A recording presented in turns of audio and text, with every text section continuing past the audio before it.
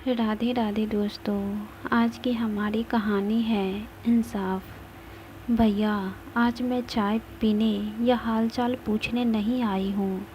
मैं बाप की संपत्ति में अपना कानूनी हिस्सा लेने आई हूँ। आज फैसला करके ही जाऊँगी। आप मुझे मेरा हिस्सा दे दीजिए। रसोई में खड़ी भाभी वंदना ने जैसे ही ये शब्द सुने, उसके हाथ रुक गए। उसने गैस बंद की, आंचल कमर में खोसा और तेज कदमों से बाहर आकर बोली, अच्छा, तो आखिर तुम्हारे मन की बात जुबां पर आ ही गई। इतने सालों से जो मिठास दिखा रही थी, उसका असली कारण यही था। आज समझ में आया। रागिनी ने बिना झिझके कहा, भाभी, मीठा बनने की ज़रूरत मुझे नहीं है। ये घर मेरे पिता का है और उस संपत्ति पर मेरा भी उतना ही हक है जितना मेरे भाई का। मैं भी उनकी बेटी हूँ, कोई पराई नहीं। इतने में उसका भाई निखिल भी बाहर आ गया। उसने माहौल शांत करने की कोशिश करते हुए कहा, रागिनी, बैठकर आराम से बात करते हैं। इतनी ऊंची आवाज़ में क्यों बोल रही हो? आवाज़ नीची करो। रागिनी ने कागज़ निखिल के सामने पटक दिए। बात करने का समय बहुत पहले था भैया। जब पापा गए थे तब भी मैंने कुछ नहीं कहा। जब माँ गई तब भी मैं चुप रही। लेकिन अब मुझे मेरा हिस्सा चाहिए और आज ही चाहिए। वंदना गुस्से से हंस पड़ी। हिस्सा चाहिए? किस बात का हिस्सा? जब तुम्हारे माँ बाप महीनों बिस्तर पर पड़े थे तब कहाँ थी तुम? एक बार भी आकर पूछा नहीं कि दवा कैसे आ रही है? रात रात भर किसने जाग की सेवा की थी? किसने उनके कपड़े बदले थे? किसने खाना खिलाया था? मैं थी, सिर्फ मैं। सास ससुर की सेवा मैंने की है। इसीलिए इस घर पर हक भी मेरा है, तुम्हारा नहीं। रागिनी ने तुरंत पलटकर कहा, सेवा की होंगी तो अपने फ़र्ज से की होंगी भाभी।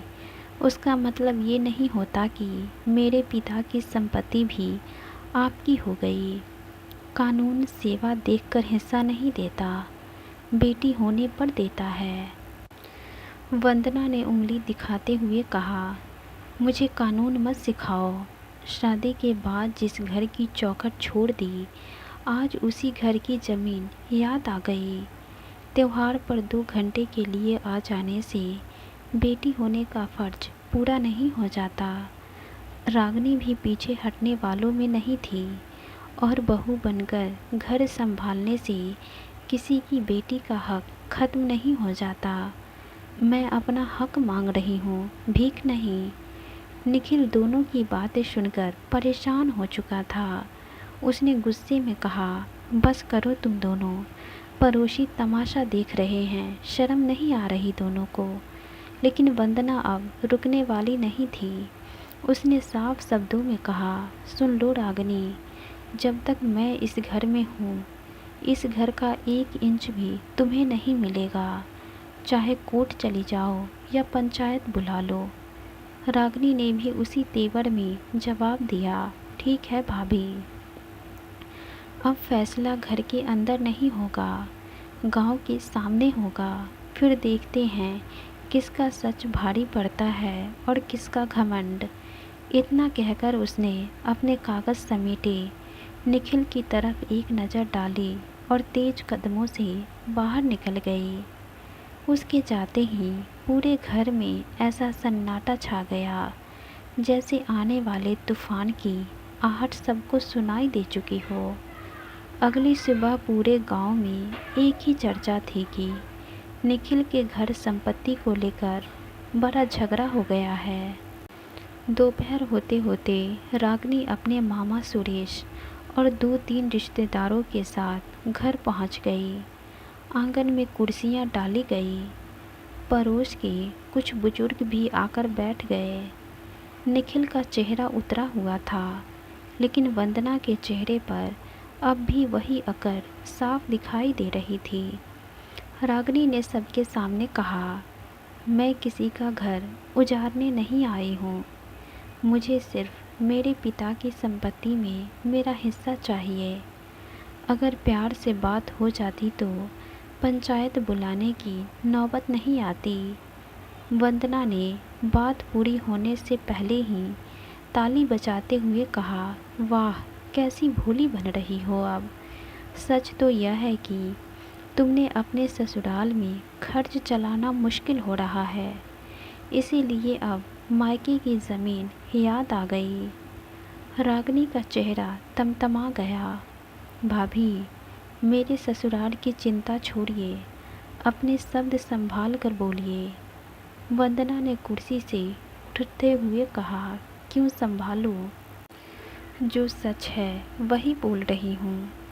जब माँ जी 6 महीने तक बिस्तर पर थी तब तुम कितनी बार आई थी। जब बाबूजी को अस्पताल ले जाना होता था तब किसने अपनी चूड़ियाँ बेचकर उनका इलाज कराया था? मैंने। तब तुम कहाँ थी? रात रात भर किसने उनकी सेवा की? मैंने। और आज तैयार घर देखकर हिस्सा लेने चली आई हो। लाज शर्म नहीं है क्या तुम्हारे अंदर? सेवा करने में पीछे और हिस्सा लेने में आगे। रागिनी ने भी गुस्से में जवाब दिया, सेवा का एहसान मत गिनवाइए। आपने उनकी बहू होने का फ़र्ज निभाया था, कोई दान नहीं किया था। वंदना जोर से बोली, फ़र्ज निभाया था, इसीलिए आज इस घर पर पहला हक भी मेरा है। जिस बेटी ने शादी के बाद इस घर की तरफ मुड़कर नहीं देखा, उसे अब ज़मीन चाहिए। मामा सुरेश ने बीच में समझाने की कोशिश की, लेकिन वंदना बहू, बात लड़ाई से नहीं सुलझेगी। बैठकर हिसाब कर लो, रिश्ते ज़मीन से बड़े होते हैं। वंदना ने उनकी तरफ देखकर कहा, मामा जी, आप बीच में मत पड़िए। जिसने सेवा की है वही इस घर का असली हकदार है। बाहर वालों को बीच में आने की ज़रूरत नहीं है।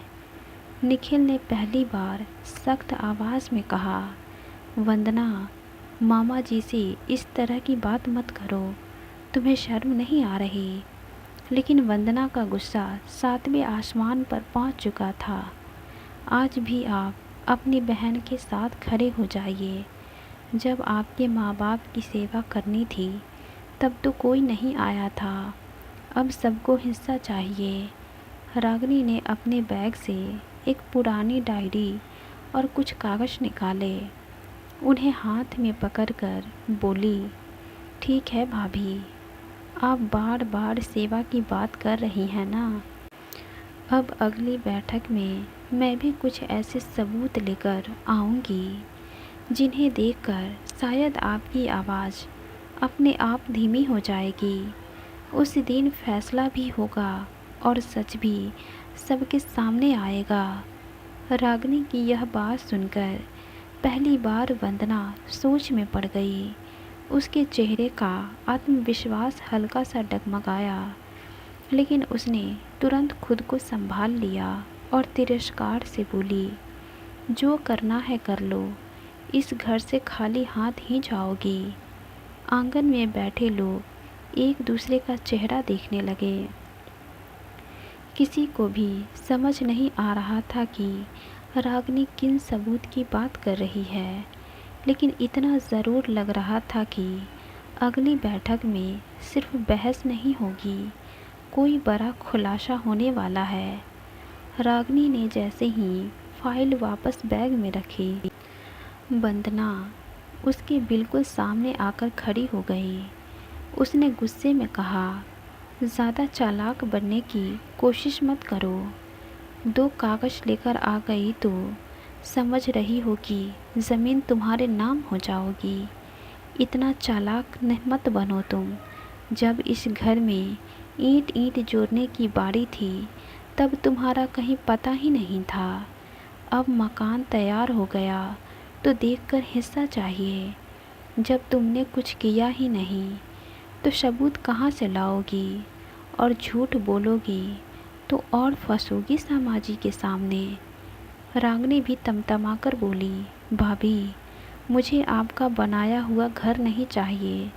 मुझे मेरे बाप की संपत्ति में मेरा हिस्सा चाहिए। बार बार एहसान मत गिनवाइए। वंदना ने ताली बजाकर कहा, हिस्सा हिस्सा, बस यही एक शब्द आता है तुम्हें। कभी ये भी बता दो कि अपने माँ बाप के लिए किया क्या था। आपसे हिसाब देने की ज़रूरत नहीं है मुझे। क्यों नहीं है? जिस ज़मीन पर नज़र गड़ाए बैठी हो उसका हिसाब देना पड़ेगा। लालची हो तुम। रागिनी ने गुस्से में कहा। और आपको किसने हक दिया मुझे लालची कहने का? मैं बेटी हूँ इस घर की। वंदना जोर से चीखी। बेटी थी शादी वाले दिन। उसके बाद जिस घर में डोली गई वही तुम्हारा घर हो गया। अब यहाँ आकर हुक्म मत चलाओ। कानून पढ़ लीजिए भाभी। बेटी शादी के बाद भी बेटी रहना नहीं छोड़ती। उसका हक खत्म नहीं होता। मुझे कानून नहीं, अपना घर बचाना आता है। दोनों की आवाज़ इतनी तेज हो गई कि बाहर खड़े पड़ोसी भी आंगन में झांकने लगे। निखिल ने बीच में आकर कहा, बस करो दोनों, तमाशा मत बनाओ। वंदना ने निखिल को ही झिझक दिया। आप चुप रहिए। आज अगर हमने और आपने बहन का साथ दिया तो याद रखिए, इस घर में मेरी भी कोई जगह नहीं बचेगी। रागिनी ने तुरंत कहा, देखा भैया, भाभी को ज़मीन की इतनी चिंता है कि रिश्ते भी दांव पर लगाने को तैयार है वो। वंदना आग बबूला हो गई यह सुनते ही। रिश्ते तुमने तोड़े हैं। जिस दिन हिस्सा मांगने आई थी उसी दिन मर गई थी मेरे लिए। अब चाहे पंचायत बुलाओ या कोर्ट जाओ, इस घर की मिट्टी भी नहीं दूंगी। रागिनी ने भी उंगली दिखाते हुए कहा, मत दीजिए, लेकिन याद रखिए, आज आपने पूरे गांव के सामने ये कह दिया है कि आप किसी भी हालत में मेरा हक नहीं देंगी। यही बात कल को आपके खिलाफ सबूत के तौर पर दी जाएंगी। वंदना हंसते हुए बोली, मेरा कोई कुछ नहीं बिगाड़ सकता, क्योंकि मेरे पास सबसे बड़ा सबूत है। रागिनी ने भौएं चढ़ाते हुए पूछा, कौन सा सबूत? वंदना कमरे के अंदर गई और अलमारी से एक पुरानी फाइल निकालकर सबके सामने लहराते हुए बोली, यही बाबूजी के अपने हाथ से लिखे गए कागज़।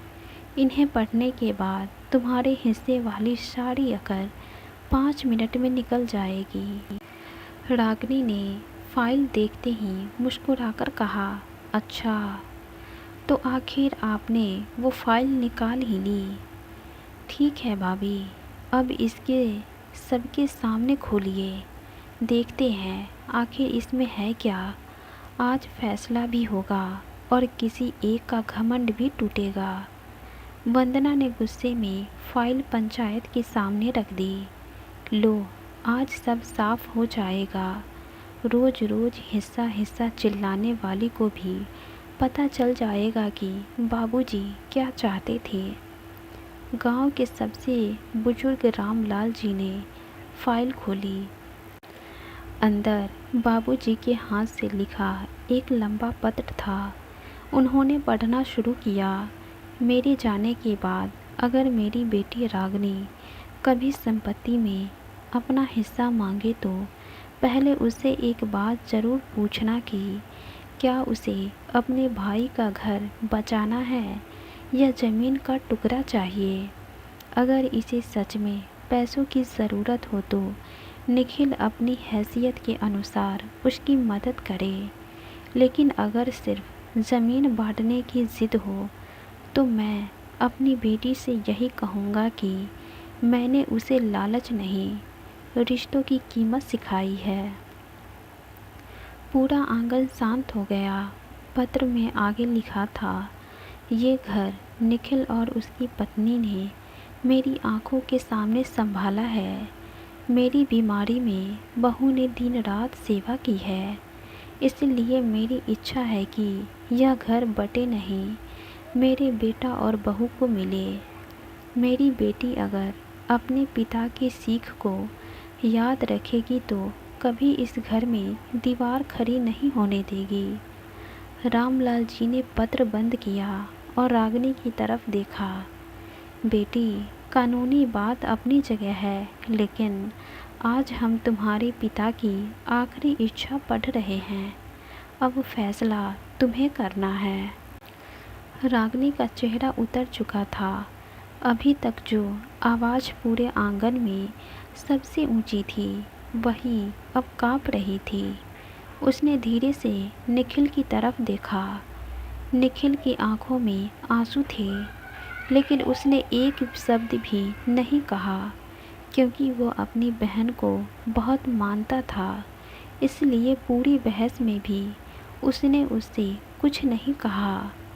कुछ पल बाद रागिनी ने अपने बैग से सारे कागज़ सबके सामने फाड़ दिए और भर्राई हुई आवाज़ में बोली, भैया, मुझे माफ़ कर दो, मुझसे गलती हो गई। मैंने जीतने आई थी, लेकिन आज समझ आया कि अगर ये घर बट जाता तो सबसे बड़ी हार मेरी ही होती। मेरा मायका हमेशा के लिए छूट जाता। वंदना कुछ नहीं बोली। उसने बस रागिनी को देखा।